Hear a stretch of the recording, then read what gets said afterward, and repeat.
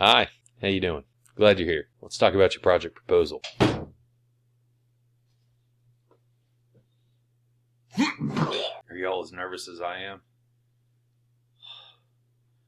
Well, we got here together. Let's hope it goes well. Introduction.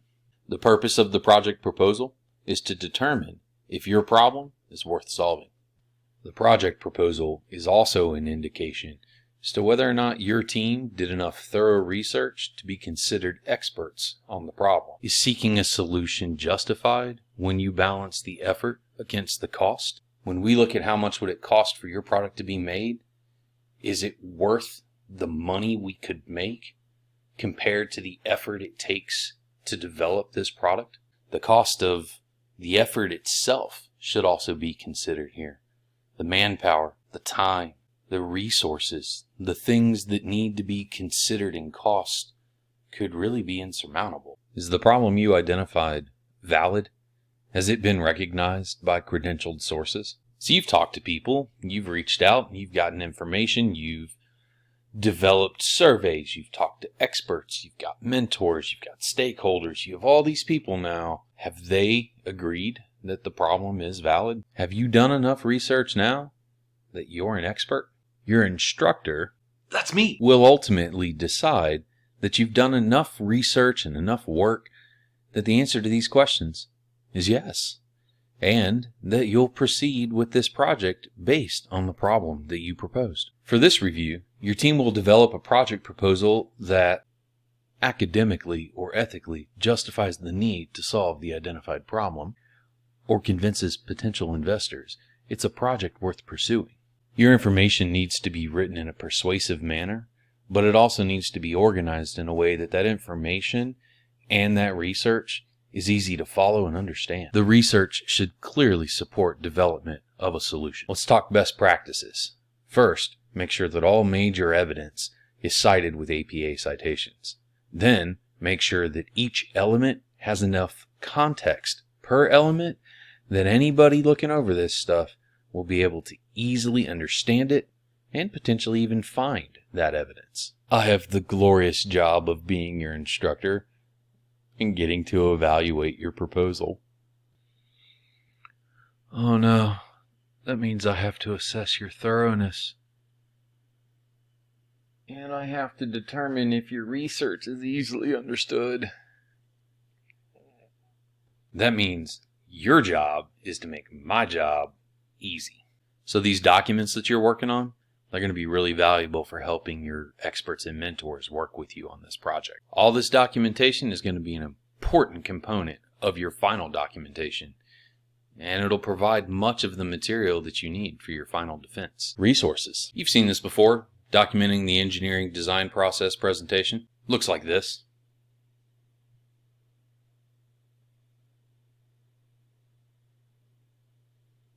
Good, enough of that one. This one's the engineering design process portfolio checklist. Pretty useful. Oh my God, it's so extensive. There's so much at the top. All these useful tools. Definitely look at them. Portfolios presentation, technical writing presentation, written report format, presentation mistakes presentation, example portfolios. Spiral bound portfolios. This is so early 2000s. You might have seen this before. If not, you might want to look it over just to give you a sense of what a portfolio looks like. Though, by this time, most of you are doing things that are a bit more digital. Still though, same concept. You're moving through the design process, whether it's a simplified version or a more complicated one that EDD uses. And then of course there's the technical writing presentation. This one focuses a little more around what's in component N. I don't know if you've ever seen this one before, but it's pretty thorough in what technical writing is and how it should be at least somewhat laid out. You should look it over. It has good information in it. It might help your team with how do you write what you should be writing, how should it be formatted, how should it look, what makes for good technical writing versus what you might think makes for good technical writing. There's even a handout on written report format. I would definitely take a look at this. Lots of good information in here, but breaks it down for you in a slightly different way. I personally like the presentation mistakes presentation. Most common presentation mistakes. It's kind of a funny presentation if you ask me. Oh, it's so painful.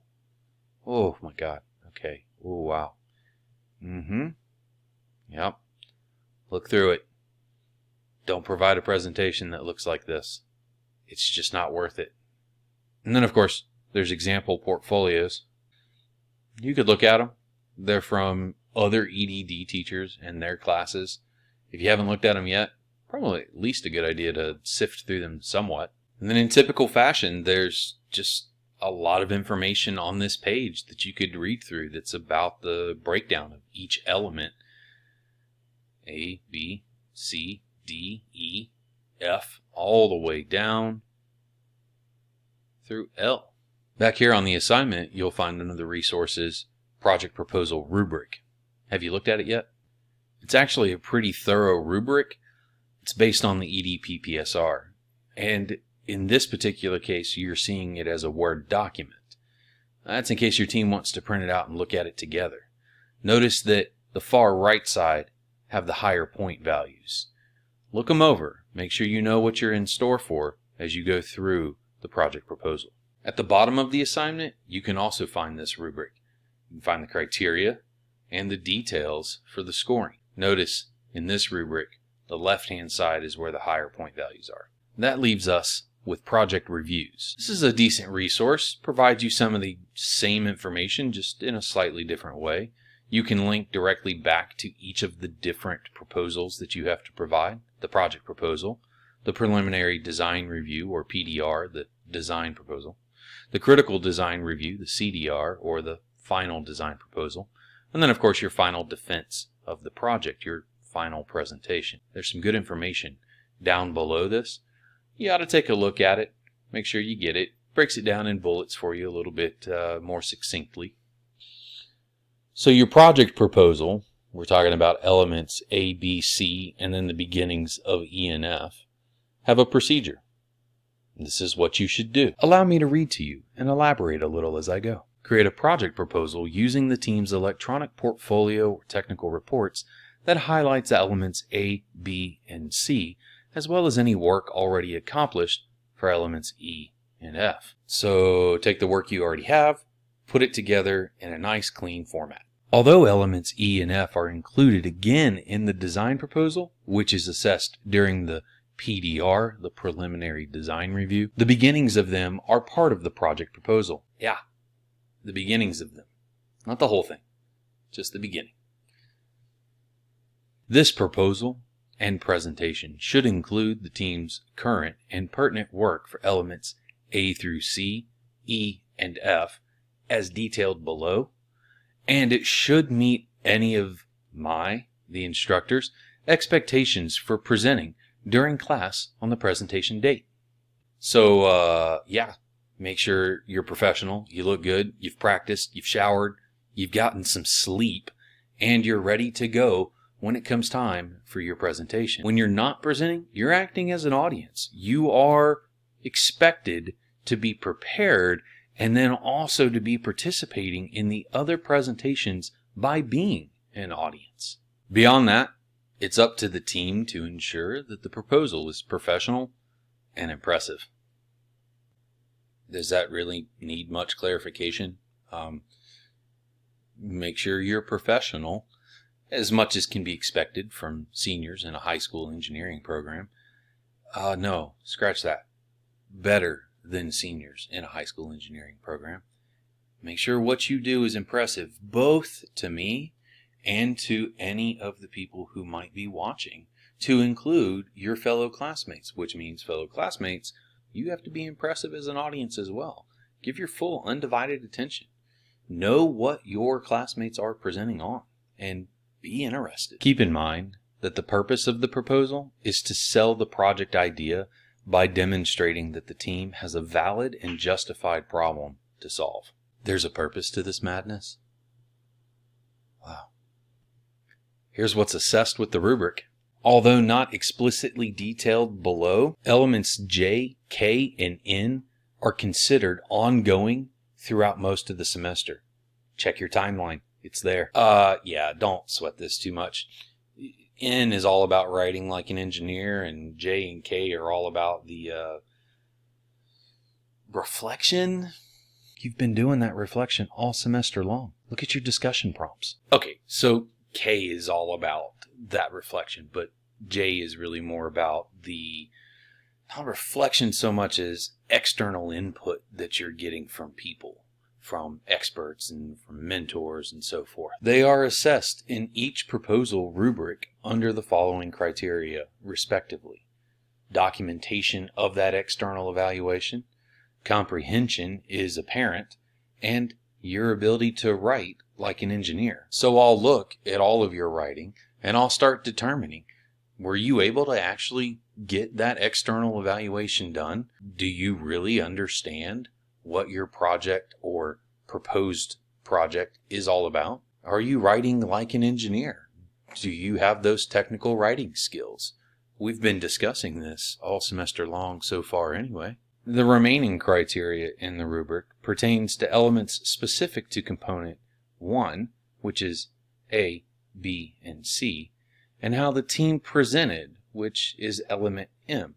Oh yeah, I'm assessing element M as well. This whole paragraph is about explaining to you what's on the rubric. So when you go look at it, you understand the criteria and the requirements within each of the scoring areas. Although there is an expectation that teams will include relevant information from elements E and F, they are more fleshed out in the design proposal and are assessed during the PDR, preliminary design review. Yeah, what he said.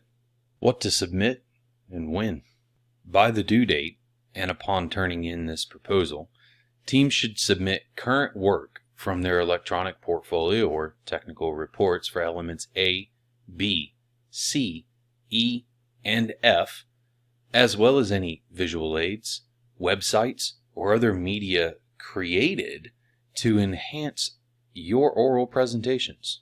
Yeah, turn in those things. I mean, that's pretty clear, right? It's I'm looking for the technical reports from A, B, C, E, and F, at least as they stand now. And anything that you want to use for a visual aid, websites that you may have created, or anything really that you made that makes your presentation that you're going to give that much better. This gray box is a set of hyperlinks to things like Purdue OWL, Night Cite Citation Service, EasyBib, Citation Machine. It's all here for you if you need it. Let's talk about the rest of what's on this assignment. What's the difference between a portfolio or a technical report or my presentation?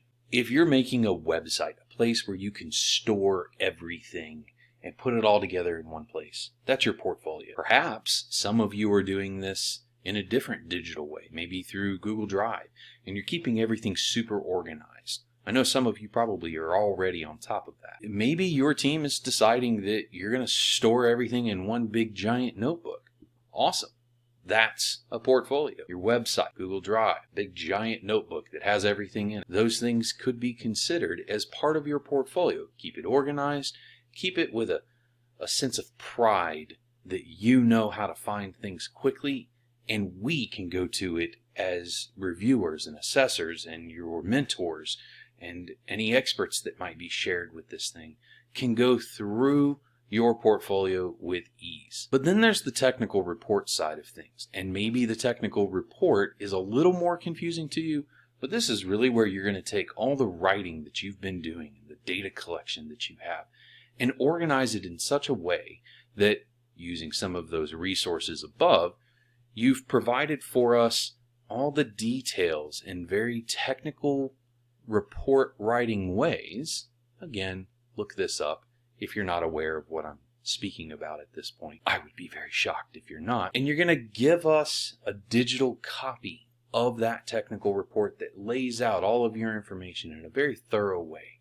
That's what the rest of this assignment is really about. But then there's the presentation. You're going to have some type of visual aid or visual aids. Maybe you've even filmed yourself and you're using that as your presentation, or you have some Google slide, or you've made a whole bunch of different posters and you have a trifold set up behind you and you're doing it, old school science fair style. I don't care. The presentation must be empowering. It must be something that makes us feel good about investing in your product and in the time and effort that you're putting into this work. That presentation isn't just a summary or a walkthrough of your technical report. Your technical report stands alone on its own and is a document that we can read through. Your presentation stands alone, but reflects on the work that you've done that built the technical report. Either way, as you go through it, you can think about this information in the assignment as helping you build really either side, the technical report and the presentation. Let's look through it together. I'm not going to read through this entire part with you, so we're just going to skim through some stuff. You should definitely dig into it. So a technical report has this front matter side to it. It has title page, table of contents, things like that, and cool. I want you guys to be a little bit more creative and make it something that, yes, is written in a technical style, language of report, as you've heard me saying. But at minimum, you need to have some sort of title. If you're doing a website, we're talking about that home page, somewhere we can go and it guides us. It lets us know what we're looking at. Here's your at minimums. Don't make it too messy. Keep those elements and principles of visual design in mind the whole time. So the next part's just a breakdown of element A. These are your objectives from that element. Your problem is clearly and objectively identified and defined with considerable depth. You have elaborated with specific detail. You've highlighted concerns of many primary stakeholders, and it's based on comprehensive, timely, and consistently credible sources. And then, of course, you have justification that offers consistently objective detail. This is a set of reflective questions. In other words, a way for you to think about what exactly is the problem. How do I phrase it as an objective problem statement? What's the background, context, or setting of the problem? And who, in fact, says that this is a problem worth solving? And why should anyone believe that person? If you've done your job up to this point, you have these questions fairly well figured out. I'm not asking you to answer them in a presentation or technical report. I'm asking you to reflect and use these as a starting point with that reflection. The rest of what you see here is what to include from element A. Problem state, problem background and statistics that you may have, a validation of the problem. So we're talking about experts who say it's a problem.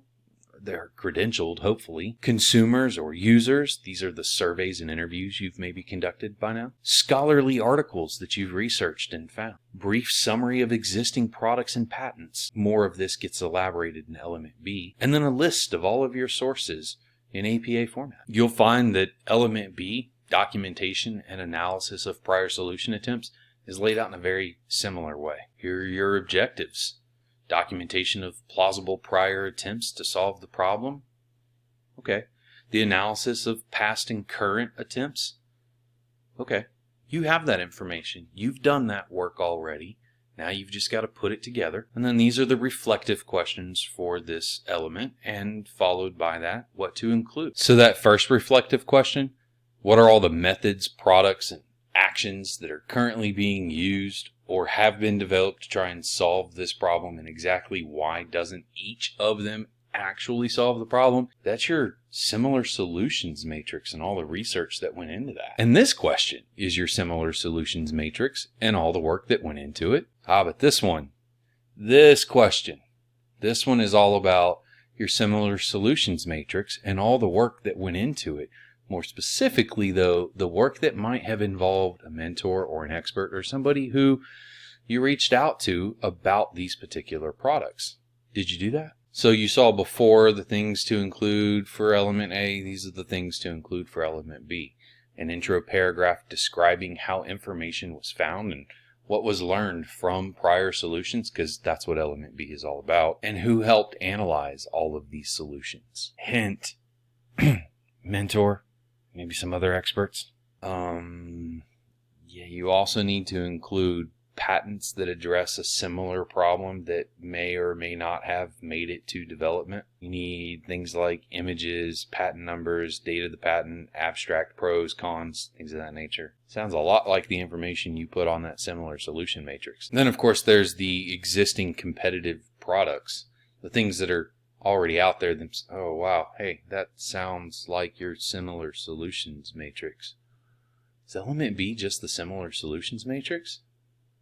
It can't be B, but B is just the similar solutions matrix. It's B, it's all it is. It's your similar solutions matrix in the writing that you have about the similar solutions. And the patents, pictures of them, documentation of what people that you've interviewed or talked to have to say about them. Gee, did you do that? Element C, presentation and justification of solution design requirements. Objectives, reflective questions, and of course what to include in this element. All that writing that you did for your design specifications and the criteria and the constraints for those things? Okay, that objective. Yeah, pretty much were your design specifications consistently objective, measurable, and will they potentially result in something that can be developed?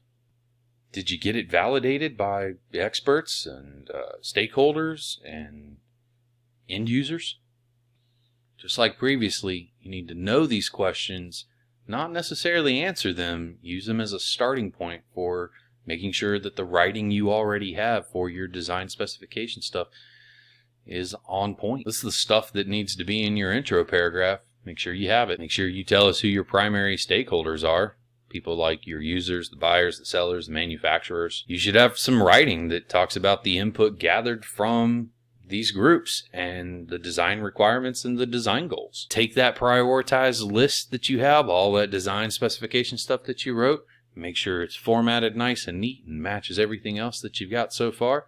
Plop it in, because it should be a prioritized list of your design requirements that goes from highest priority down to lowest. Not only should you explicitly state them and list them, but you need to make sure that they are very clearly written.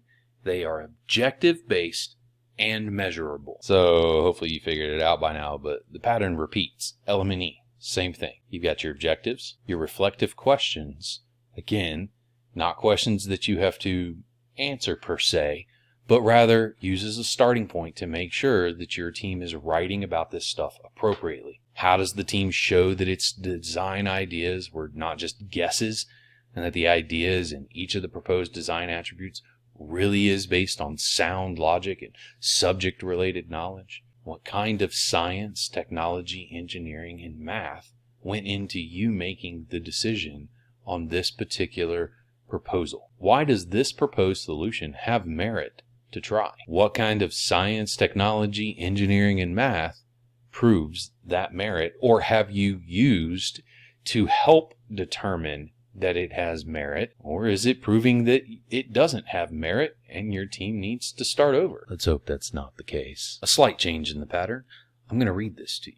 The problem a team chooses to solve will certainly require known math, science, and/or engineering concepts. Brainstorm an anticipated list of math, science, and/or engineering concepts, formulas, or laws needed to solve the team's problem. Consider applications of mathematics, chemistry, biology, physical science, nanotechnology, electrical engineering, mechanical engineering, and civil engineering that the team may need to incorporate into the solution. Input from experts may be helpful in the identification of the concepts needed. Hopefully at this point you realize that you're going to have to continually update this information as you move along. These are what you include in element E. As you go through the entire process, you may not be able to include all of it right now. This is the beginnings because it's the project proposal. Same thing goes for element F. These are the objectives of element F. These are the reflective questions. I'm going to read this part to you. Please remember, this is not information related to making a profit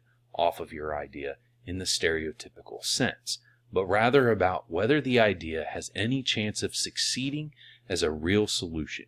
An idea to help very poor areas gain access to clean water is indeed a real problem to solve, but not likely one that is about making a financial profit. It should be noted that even in the most openly giving and caring of nonprofit organizations, they will not invest their resources in any idea that has no plan for getting the solution working at the source of the problem in a sustainable way. As you go forward with element F and continue to add to it, these are the things to include. You might have some of this already. You'll definitely be developing more of it down the road. Well, that brings us to the end of project proposal and walking through it. Obviously, this is your rubric. You should definitely read through this. Don't forget that you need to upload some sort of website URL or file when you go to turn this assignment in. Be sure that you have hit all these points and that you're ready to present the following day. Good luck, and as always, I hope you have a great night.